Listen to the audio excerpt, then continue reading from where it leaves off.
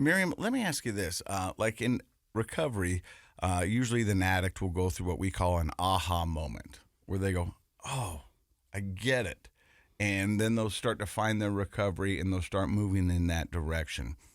In Al-Anon, can you tell me, was there an aha moment that you went, okay, this is making sense. Okay, I'm going to be okay. And all I can do is control me.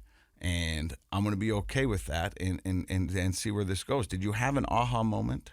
My aha moment probably came in when I realized that there were others who were doing better, even though they were in the same situation than what I was.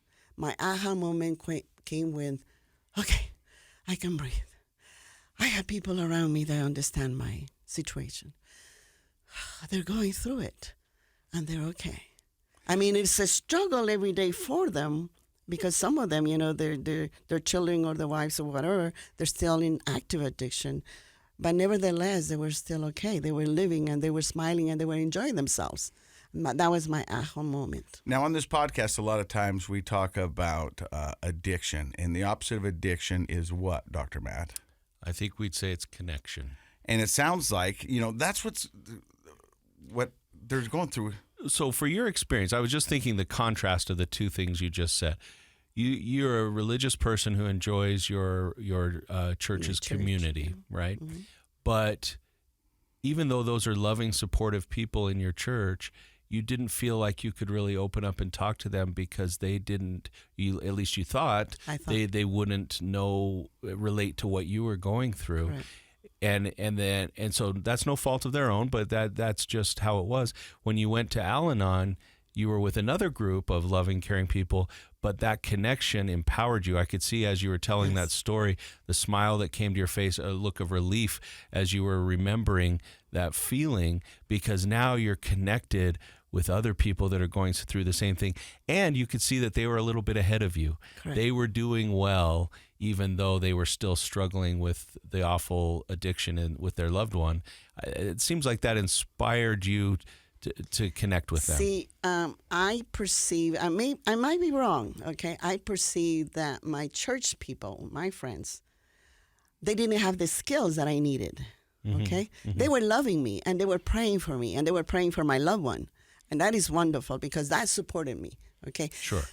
That gave me the faith to continue and not kill myself, probably.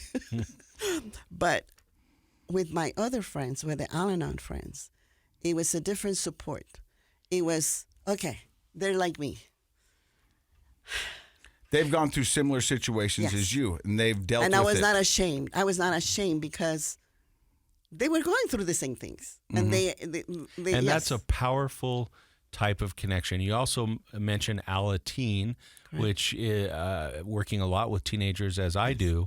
I know that teen therapy groups of all sorts are very powerful for that age group because teenagers, they don't think us adults know anything, and they may love us, but they don't really relate to us, but they relate to each other.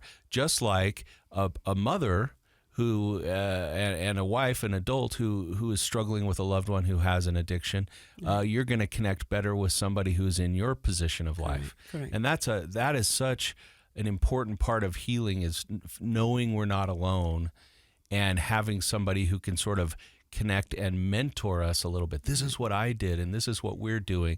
And that's why anybody who's listening to the show today, I really hope you'll reach out and look at Al-Anon programs in your area, because it's a powerful and unique experience that you can't get anywhere else, really. I mean, like, you just can't, even with other wonderful groups like your church group or your neighborhood or your family, who all love you, but they don't have that same experience. Yes.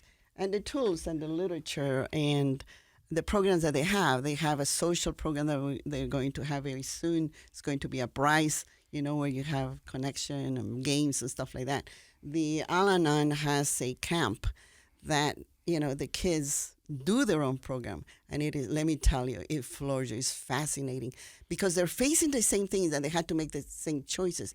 Now, when the Alateen goes into these programs, our hope and our desire is that they learn the tools to cope with and break the chain. Yeah. Yep. Break that chain that is going to make them free. And it's a beautiful program. And the beautiful thing also, like any other program of the 12 steps, it's available 24 hours a day. It's available in any country as you visit. It's available around the world. And it is, you don't have to pay anything. And there are meetings that are physical still. Some are by Zoom, and some are together, Zoom and physical. So actually, help is there. Help is available.